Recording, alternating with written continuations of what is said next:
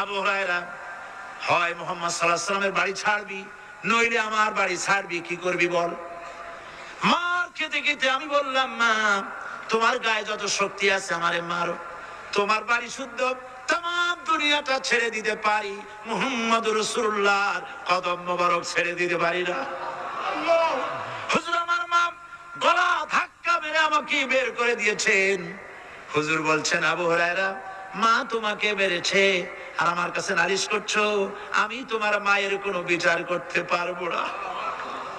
সুবহানাল্লাহ, এত বড় পাওয়ারফুল নবী, শানওয়ালা, ইজ্জতওয়ালি, বরকতওয়ালি, এত বড় নবী বলছেন মা মেরেছে, আমার করার কিচ্ছু নাই। সুবহানাল্লাহ। তোমার মা মুশরিকা হোক আর যাই হোক, তোমার মা। সুবহানাল্লাহ বলেন। আমার